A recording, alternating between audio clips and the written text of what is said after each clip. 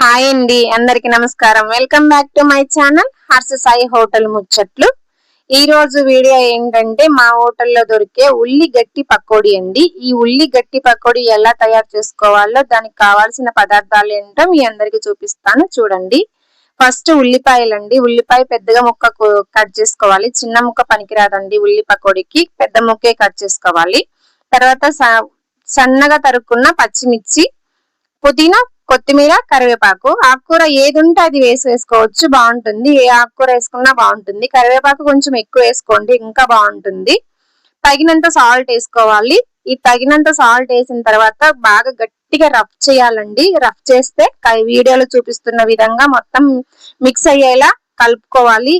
ఇలా మిక్స్ అయ్యేలా కలుపుకుంటే ఉల్లిపాయలో ఉన్న నీరంతా దిగిపోయి నీరు వచ్చేస్తుందండి. మనం వాటర్ పని లేకుండా వాటర్ బయటికి వచ్చేస్తుంది. ఇప్పుడు కొంచెం ఆయిల్ వేసుకోవాలి. లైట్ గా వేసుకోవాలండి, ఆయిల్ ఎక్కువ వేసుకోవద్దు. 1 స్పూన్ 2 స్పూన్లు అట్లా ఆయిల్ వేసుకోవాలి. ఆయిల్ వేసిన తర్వాత బియ్యం పిండి వేసుకోవాలండి. మనం వేసేది గట్టి పకోడీ కదండి, దానికోసం క్రిస్పీగా ఉండాలి. పకోడీ క్రిస్పీగా ఉండాలంటే బియ్యం పిండి ఖచ్చితంగా యాడ్ చేయాలండి. మెత్తగా లేదు శనగపిండి ఒక్కటే వేసుకుంటామంటే మీ ఇష్టం, వేసుకోవచ్చు, అది మెత్తగా ఉంటుంది. క్రిస్పీగా రావాలంటే బియ్యం పిండి కంపల్సరీగా యాడ్ చేయాలి. తర్వాత శనగపిండి వేసుకోవాలి. రెండు కలిసేలా బాగా మిక్స్ చేసుకోవాలండి. గట్టిగా ఉల్లిపాయ అన్ని ఐటమ్స్ మొత్తం మిక్స్ అయ్యేలా గట్టిగా రబ్ చేసుకుంటూ ఇలా కలుపుకోవాలి. వీడియోలో చూపిస్తున్న విధంగా బాగా గట్టిగా కలుపుకోవాలి. ఇలా గట్టిగా కలుపుకుంటే ఉల్లిపాయలో ఉన్న నీరు మొత్తం దిగిపోయి పిండిని బాగా కలుపుతుందండి.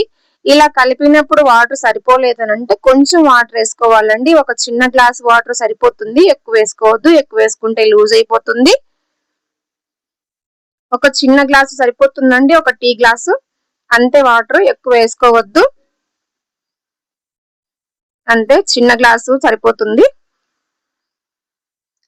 బాగా రఫ్ చేసి గట్టిగా ఇలా కలుపుకోవాలి. వీడియోలో చూపిస్తున్న విధంగా ఇలా కలిపి పెట్టుకోవాలి.